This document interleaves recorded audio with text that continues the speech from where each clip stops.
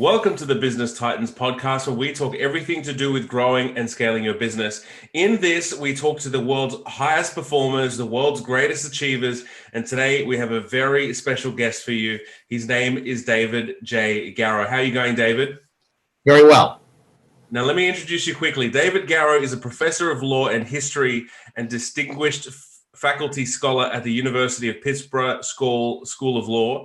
He's a world-renowned author with titles including Bearing the Cross, a biography on Martin Luther King Jr., which won a Pulitzer Prize, and Rising Star, a biography on Barack Obama. David is also a regular contributor to the Washington Post, New York Times, and the American Prospect. Very honored to have you here today, David. No, thank you. Great to be with you. Now, you have blown the world away with some of your literature. I mean, the amount of depth, the amount of passion. I mean, there's so much in there, David. What is it that inspired you to become a writer? My first book on the Voting Rights Act of 1965, which was published 43 years ago now, 1978, it's still in print, began as my undergraduate thesis at Wesleyan University in Connecticut. And it was a requirement of the program there that you do a fairly serious senior thesis. And my interest in the Voting Rights Act is what then led me to my greater interest in Martin Luther King Jr. After the Voting Rights book came out, I started working on what eventually would become Bearing the Cross, which was published in 1986. But sort of on the way there, one of the big challenges as of 1979, 1980, was the whole story of the FBI's pursuit and harassment of Dr. King, which at that time really wasn't very well understood at all. And the U.S. Freedom of Information Act was pretty much in its infancy. So I filed with the FBI to get all of its files on Dr. King, his organization, his closest aides. And over the course of about 6 years, I got several roomfuls of released FBI files. That led to my second book in 1981, which is titled rather simply The FBI and Martin Luther King Jr., but it also informed Bearing the Cross, the big biography.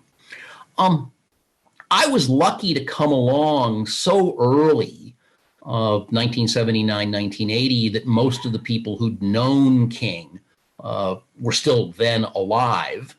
And I was so young, 26 years old, that I didn't realize how close in time to 1968, when King was killed, 1979 was. Only now, 40 plus years later, can I appreciate how relatively brief of a time period 11 years is. And then very succinctly, after the big King book, I started work on what became Liberty and Sexuality, my sort of comprehensive history of Roe v. Wade and abortion litigation. I mean, here in the U.S., abortion for over 50 years now has been a front page, high controversy political issue. I had an op-ed just this past Friday in the Wall Street Journal on a very important forthcoming abortion case that the U.S. Supreme Court will hear this fall. And then lastly, most recently, as you noted in the intro, 4 years ago, I published a huge authoritative pre-presidential biography of Barack Obama. I'd gotten interested in Obama when he first won a Democratic primary in 2008. I knew next to nothing about him at that time. I was living in the UK then, and that became a sort of full-time project for a good 6-7 years for me. I mean, one of the things that really blew my mind, David, as I started opening Rising Star was how much detail you've really gone into. I mean, you said it just then. when you wrote to the FBI, they ended up giving you a room full of records.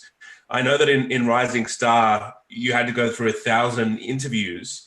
What's your creative process to get massive amounts of information and not to get lost in the detail? Like, what's your process to really flesh out the key parts that you really want people to understand? I believe going all the way back to 1980 that the number one obligation one has as a professional historian is to be as inclusive, as comprehensive as possible. And with my King book, with the Roe v. Wade book, with Rising Star about Barack's early life, that's always been my number one principle. And with the Obama book, nowadays with the web, it's much easier to find people, to connect with people than it was, say, in 1983. And so many of the people who were in Obama's early life, say when he was at Harvard Law School, it's a whole lot easier to find graduates of Harvard Law School than families named Smith who were living in Chicago public housing when Barack was working on the south side of Chicago in the mid 1980s. So people finding is much easier now. But I've always had the ability, and it just sort of came, it was there, to sort of know what I need and what I don't need. Now, back when I got started in 1978, 1979, I was keeping all my notes literally on typed out 3x5 file cards. I still have thousands and thousands of them in the basement of this big house here in Pittsburgh. And with the rise of word processing and computers, it makes information management easier. I mean, even when I published Bearing the Cross in 1986, I was using an IBM Selectrix typewriter, which I remember very fondly. But for the Obama book, I ended up with one huge notes file in Word that I can still now, when I need to, search to see, what mention there is of someone in there.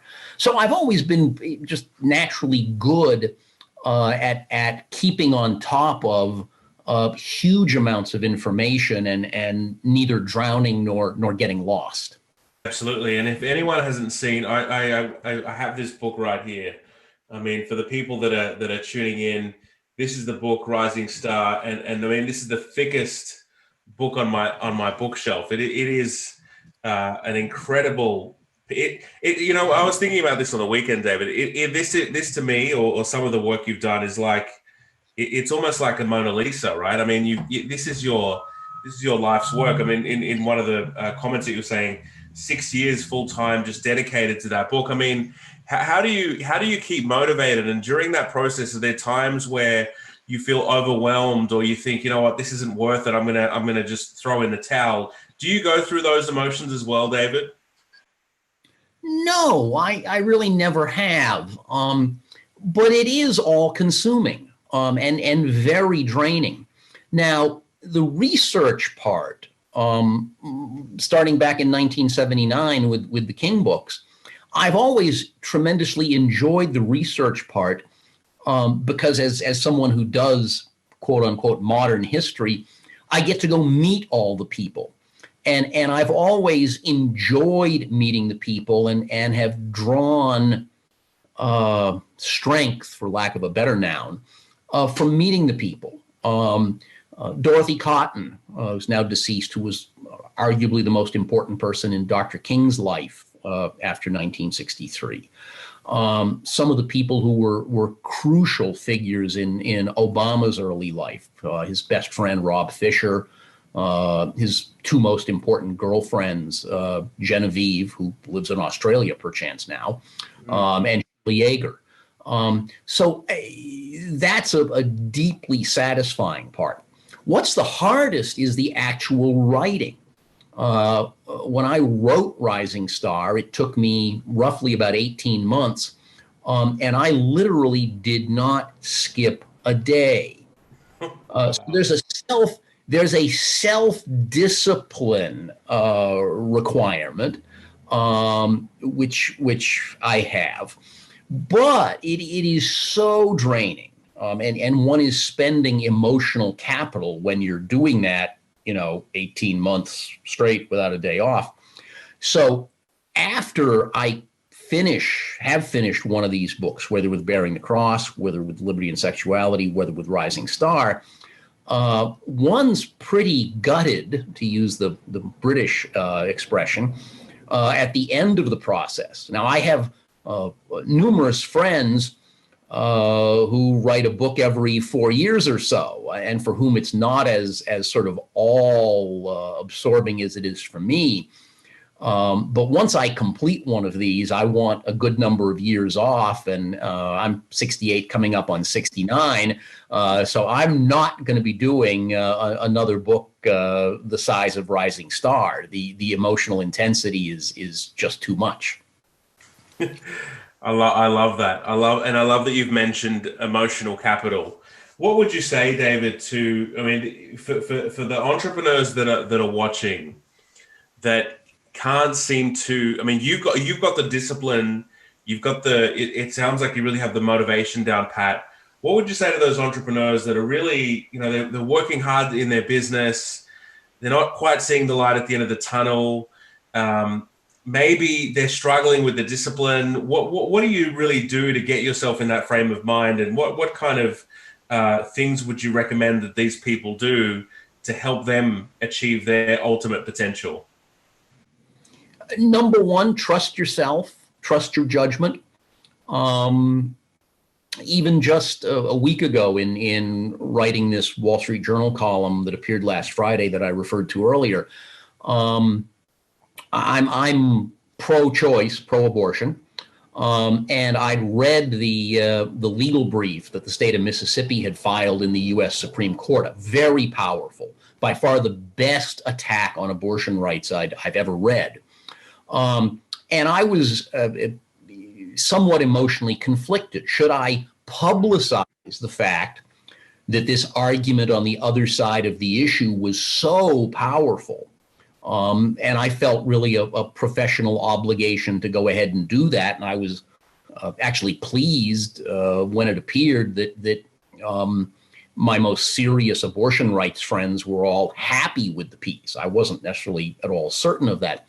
So you have to trust your own judgment, your own instincts, and you have to have the ability to focus and not get distracted. Now, for the last 3 years, I've had a dog.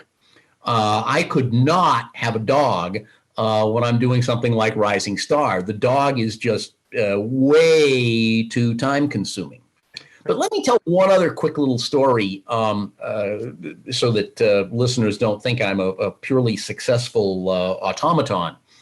After Bearing the Cross, my Big King book came out in '86.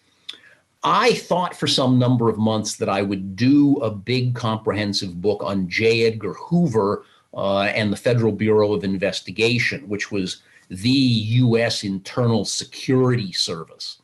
And Hoover from the 1950s, 1960s was an independent power broker. Presidents didn't control him. And so for 6, 8, 9 months, I started my information gathering.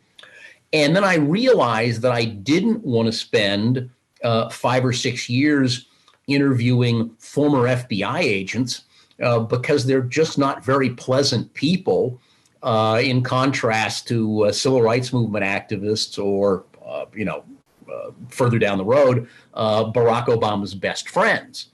So I realized, quickly enough in that endeavor that this was something to stop and not go ahead with. Yeah, absolutely, and that's part of knowing when to pull the pin early. So it's good that you did that to free up your focus. And like you said, focus is one of those critical things. Now, now you've mentioned the dog is a bit time consuming and you wouldn't have been able to manage that during Rising Star. I mean, what kind of, how many hours are you putting in per day into writing? Is it a few hours? Is it, a 15-hour day? What does that look like? Back when I was writing Rising Star, I would get to work at roughly 9 a.m.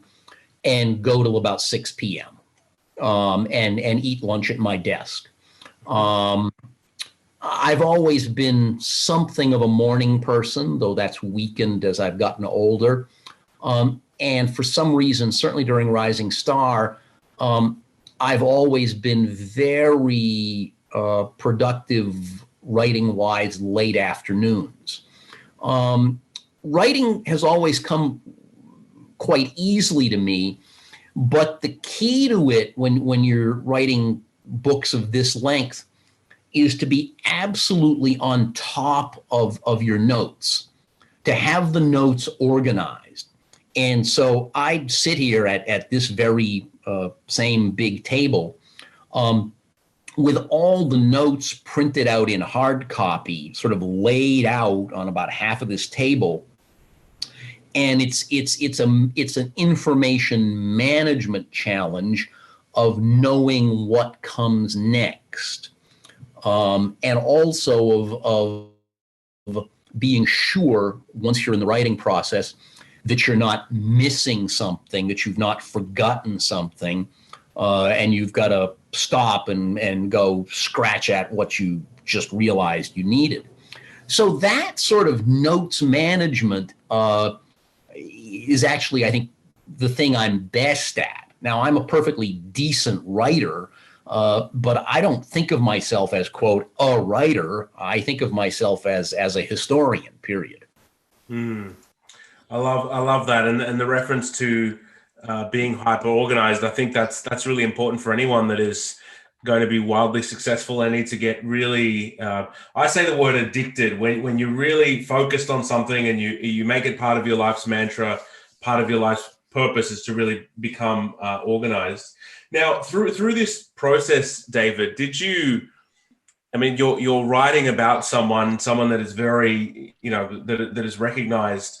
Were you ever nervous that you'd get a negative backlash from Barack himself, or did you end up getting any feedback from Barack on the book, or did he try to reach out to you in any capacity? Once I had most of the manuscript written, the spouse of Barack's personal lawyer, whom I'd interviewed because she herself, as a political consultant, was part of the story, she put me in contact with her husband, and he and President Obama made the decision that they sort of wanted to reach out to me. And so I had an initial close to hour-long conversation with Obama in the Oval Office, just the two of us. After that, we decided that he would read most of the book in typescript. And so I sent the draft chapters to Bob, his personal lawyer who had previously been White House counsel, and they, bound them up in plastic, and Barack read these. And then I went back to the White House on two days in the fall of 2016, once in October and then again in December. And we sat there in the president's private dining room, a small room that's just west of the Oval Office, and sat there for 3 hours plus on these two occasions. And Barack would page through his markup of the typescript and talk to me about what he liked or what he didn't like. Now, we weren't recording this. I was sitting there with a yellow legal pad making notes. And so he made his objections, perfectly clear to me. But they tended to be about things that neither you nor I would or anyone else would find terribly weighty. For example, President Obama wanted to insist that when he was a child in Indonesia, he spoke the local language quite fluently. No one who remembers him as a elementary school student back in that time thought that was the case at all. So there was a defensiveness, a quality of self-regard or pride. He's also someone who wants to be very private about his personal life. The fact that I had found and gone and visited with all three of his serious girlfriends before he got married, that was a recurring aspect of nervousness on his part. I can imagine. And did he ask you to remove these sorts of things, or he was just okay for you to continue doing what you were doing? The one thing he asked me to remove, and again, this would not strike most of us as terribly consequential, involved an older man who had been one of his sort of mentors when he was a high school student in Hawaii, a man named Frank Marshall Davis. Frank was an African-American poet. Decades earlier, he'd been in the U.S. Communist Party. Frank led a somewhat, let's say, profligate life, which he had documented. Let me get rid of that. And there was one aspect of Frank's shenanigans that Barack thought was in poor taste, even though it had nothing to do with Barack. So I took out probably about a 2-sentence quote from Frank Davis. Yeah, okay. It's good that the list of demands wasn't too long for you, David. That's good to hear. But it wasn't. I mean, but it wasn't something that President Obama could do much about. It was a sort of I mean, I hadn't made any promise to do what he wanted me to do. And I think, in all honesty, that he and the folks around him viewed dealing with me as sort of an exercise in damage control at bottom, because they knew the book would be somewhat revelatory and somewhat critical. I think the only parts of it that they really didn't like are my very brief epilogue talking about his presidency and the fact that the presidency was not, as I think everyone now admits, as wildly successful as people had hoped back when he was first elected in late 2008. Well, the motivation that you have, David, is it a motivation of getting a key piece of information out into the world? Is it a case of you were just deeply passionate about the research and you want to learn more, or what is that underlying motivation that really drives you, David? No, that's an excellent question. I do feel an obligation with these topics that I've sort of ended up as the expert on to update the record so that the public is aware of new information that's become available. For example, with Roe v. Wade, when I published Liberty and Sexuality back in the 1990s, since that time, more private papers of Supreme Court justices from back in 1973, when Roe was decided, have become available. So 7 years ago now, I wrote a long law review article, which is on my personal webpage, davidgarrow.com, updating the story, entitled very simply, How Roe v. Wade Was Written. Similarly, with King and the FBI, some of the most damaging FBI materials about King from its electronic surveillance of him largely remain under court seal for another 6 years. But 3 years ago, the U.S. National Archives put up on the web a fair sampling of what's in that otherwise withheld material. And I felt an obligation then to deal with that and confront it, though it's not particularly pleasant material. It highlights the fact not only that Dr. King had dozens of extramarital relationships, but also that by the mid 1960s, he had a reasonably serious binge drinking problem. And I published a long, detailed article on that in 2019 in Standpoint, a British magazine. The PDF of that's on my webpage too. And so with all of these topics, same thing with Barack Obama, there's a professional responsibility and obligation that goes forward across time. Yeah, I love that sense of obligation, because that's how people can really harness a drive that gets them over the ups and downs of the dailiness of pursuing your passions. Now, what would you say to young David? That I mean, you've got a lot of experiences now. You've been through a lot. You've researched. You've achieved phenomenal things, David. What would your advice be to young David? Both academia and journalism nowadays, certainly in the US, maybe a little bit less so in the UK, have changed tremendously over the past 20 to 25 years. I can't speak to Australia or some of the rest of the world, but here in the US, things have become so much more partisan and less professional. The quality of US history research that was being published 40 years ago was better than what's being published today.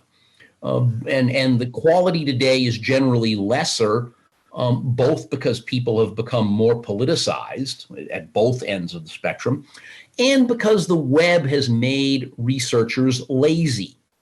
Now, there's some material, Bellingcat, the very well-known international investigative operation. Bellingcat has done phenomenal investigative work because of the web.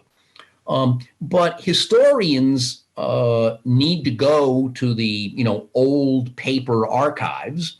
They need to go to the old libraries. They need to interview people in person, face to face. I mean, one thing I've learned over the years is that an interview that you do in person is almost always better, more informative than one you do over the telephone.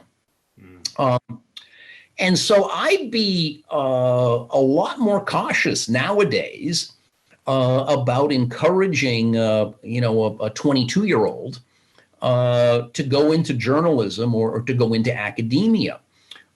Interestingly, much of the best work that's being done nowadays, say on Malcolm X, I've always had a very active interest in Malcolm's life.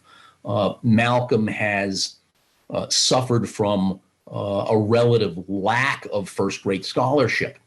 But some of the best work that's being done nowadays on Malcolm and on Dr. King is not being done by people who are in history departments, on history faculties.